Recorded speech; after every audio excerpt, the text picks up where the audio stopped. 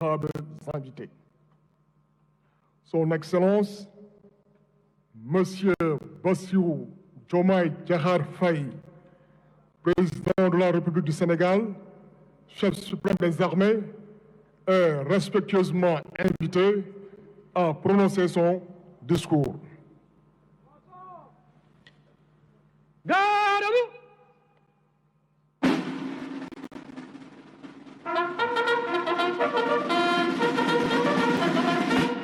Présentez armes.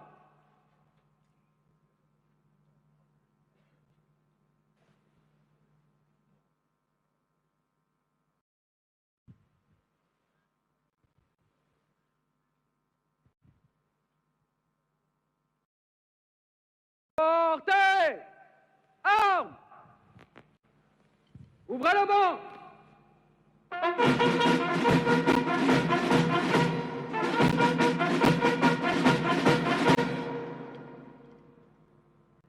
Excellences, Messieurs les Présidents, Mohamed Ould Cheikh El Ghazouani de la République islamique de Mauritanie, président en exercice de l'Union africaine, Azali Ansoumani de l'Union des Comores, Adama Barrow de la République de Gambie, Oumarou Sissoko Embalo de la République de Guinée-Bissau, Brice Clotaire Oligui Nguema de la République gabonaise.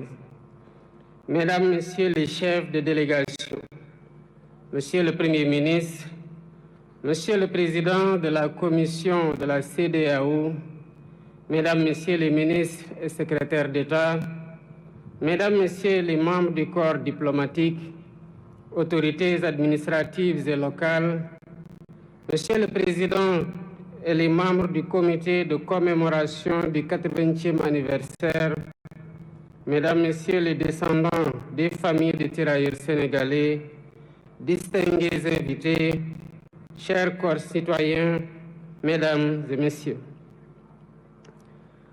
Avant tout propos, je voudrais vous remercier chaleureusement, mes chers frères présidents Ghazouani, Azali, Barrow, Embalo et Nguema, d'avoir bien voulu rehausser de votre présence cette première édition de commémoration de l'histoire tragique qui s'est déroulée ici à Thiaroye il y a 80 ans maintenant, malgré vos agendas chargés.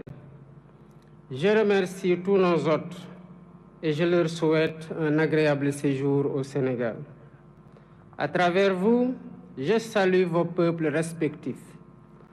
Votre présence remarquée à nos côtés est le symbole fort de votre attachement à l'histoire que nous partageons. Grande est mon émotion en cette date et en ce lieu qui nous parle, où des héros africains sans défense, armés de courage, de dignité et de fraternité africaine, ont été froidement abattus. Il s'agissait là d'un massacre. 80 ans après ce crime de masse, le silence de Thiaroye est toujours aussi assourdissant. Les murmures venus d'outre-tombe nous interpellent avec fracas, pendant que l'ampleur de ce crime demeure minimisée et souvent même niée par certains milliers des héritiers de ceux qui l'ont commis. Sur cette terre blessée de Thiaroye résonnent encore les rafales sifflant au bout des canons, comme pour rappeler que l'horreur est toujours là, entière, immortelle. Des profanes comme beaucoup d'entre nous, jeunes et moins jeunes, se poseraient la question de savoir de quoi s'agissait-il exactement.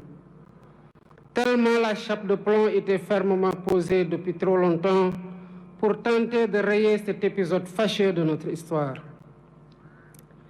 Il s'agissait d'Africains en majorité arrachés à leur terroir contre leur gré pour aller combattre au service de l'empire colonial français d'alors. Ils formaient le régiment des tirailleurs sénégalais. Ils venaient presque de tous les territoires coloniaux d'Afrique occidentale, équatoriale et de l'Est, devenus au moment des indépendances 17 pays. Ils étaient du Bénin, ils étaient du Burkina Faso, du Cameroun, des Comores, du Congo, de la Côte d'Ivoire, de Djibouti, du Gabon, de la Guinée, de Madagascar, de la République centrafricaine, du Sénégal, du Tchad et du Togo. Longtemps ignorés et banalisés, ces tirailleurs ont pourtant bravé les épreuves pour aller combattre très loin de chez eux.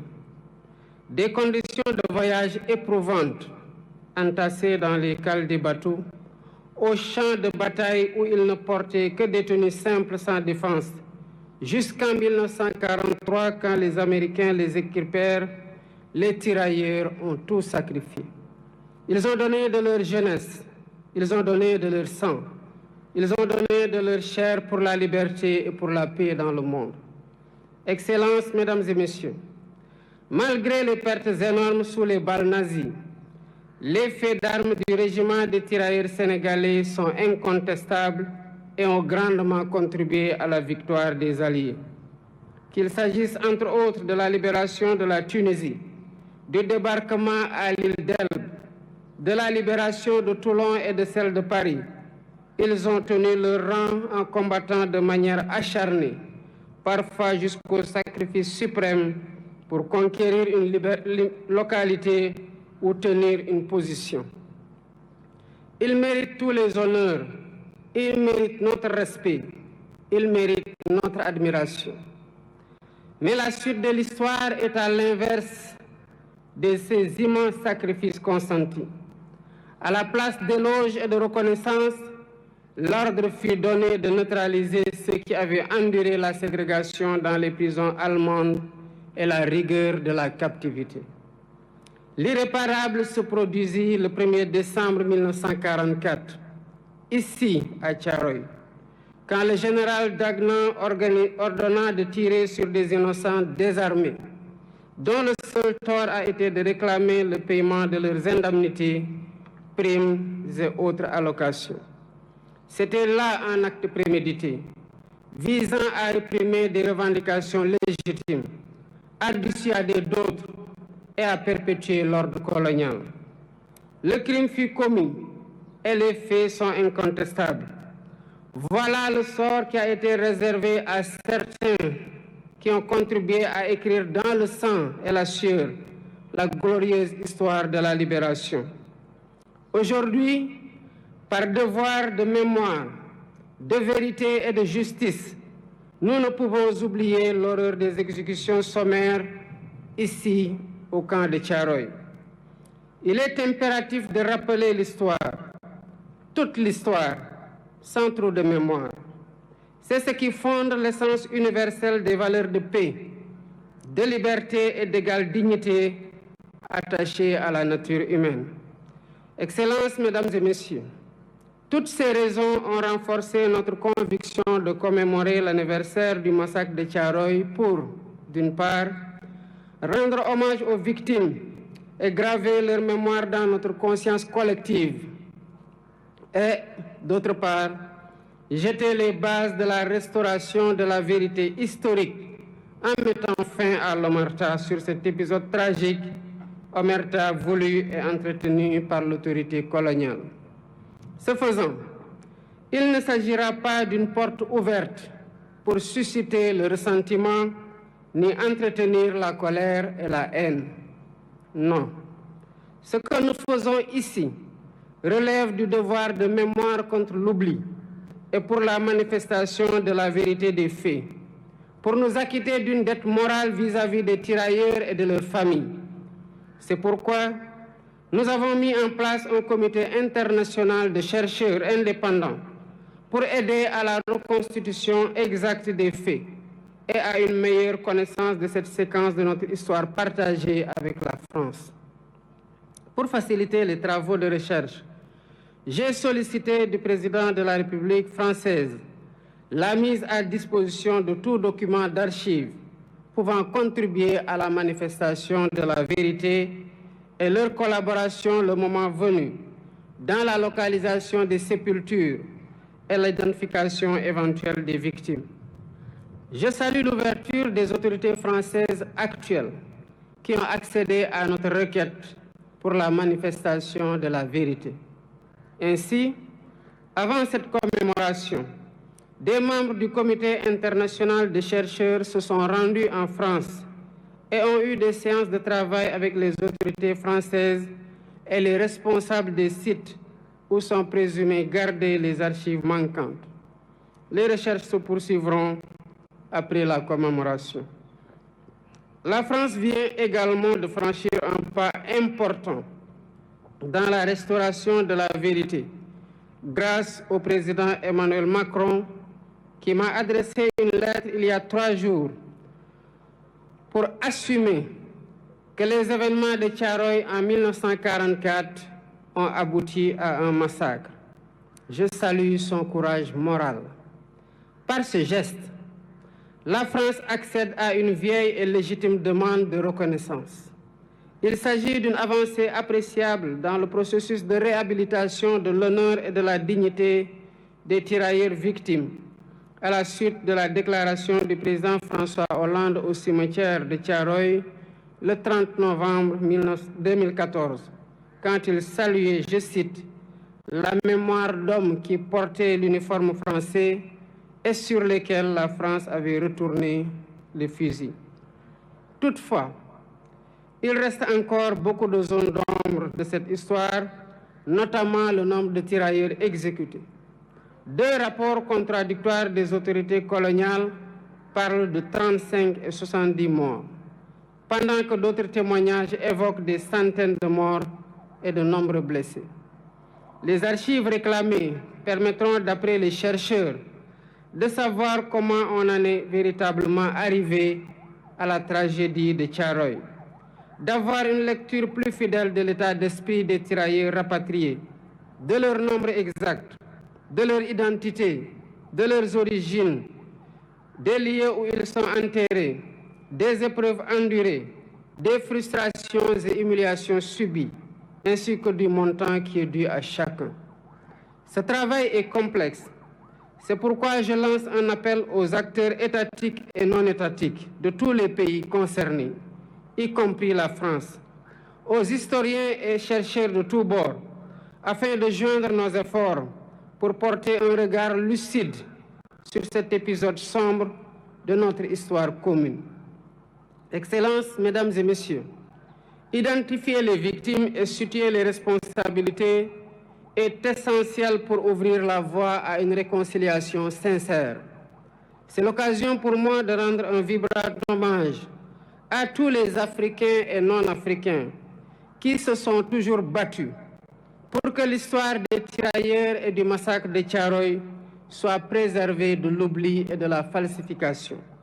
Je pense aux précurseurs, aux hommes et femmes politiques. Je pense aux intellectuels, écrivains, poètes, cinéastes, artistes. Je pense aux bonnes volontés, personnes physiques et morales. Sans la synergie de tous ces efforts, le combat pour la justice et la vérité n'aurait pas prospéré. Mais cette vérité exige encore d'être pleinement révélée, transmise et reconnue. Nous devons encourager cette dynamique pour restaurer la mémoire et la dignité des tirailleurs sénégalais.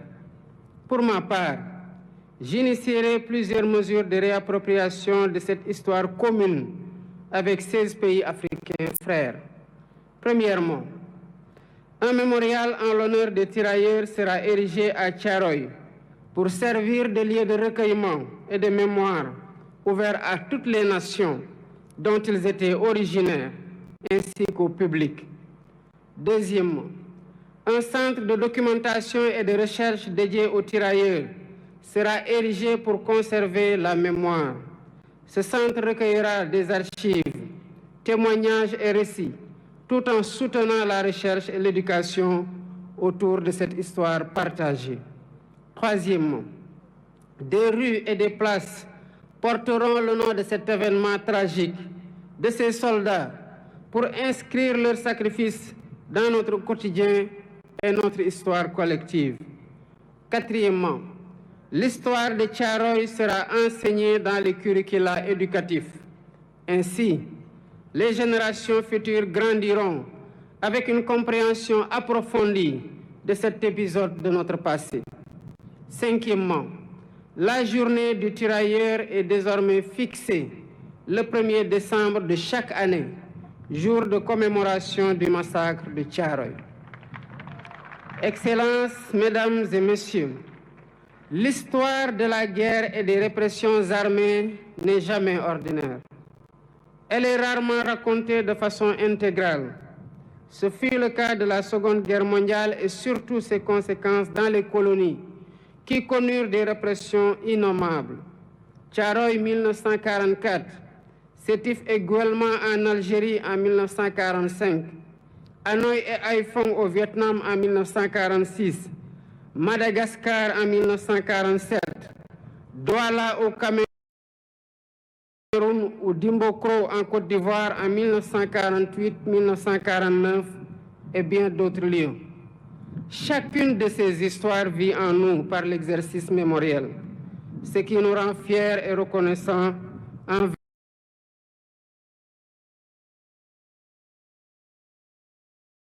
nos anciens combattants. Rendre hommage à ces tirailleurs n'est pas seulement pleurer nos martyrs, c'est porter leur combat et en faire un levier pour réinventer nos rapports avec nous-mêmes, avec notre histoire et avec les héritiers de ceux-là qui ont été les auteurs de la tragédie. C'est dire au monde que les tirailleurs sénégalais n'étaient pas des mercenaires, mais bien les défenseurs d'une dignité humaine universelle. C'est proclamer haut et fort que cette dignité, si longtemps bafouée, ne sera jamais, plus jamais sacrifiée sur l'autel du silence et de l'oubli. Le massacre de Thiaroye est une blessure, mais il est aussi une leçon qui nous enseigne que la fraternité, l'unité et le refus de l'oubli sont les armes les plus puissantes dont disposent les peuples libres pour écrire leur avenir.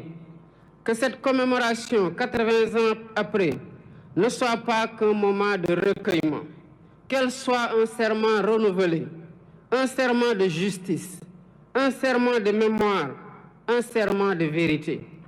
Pour que plus jamais Thiaroye et les événements similaires ne se répètent sous aucune forme, nulle part ailleurs dans le monde.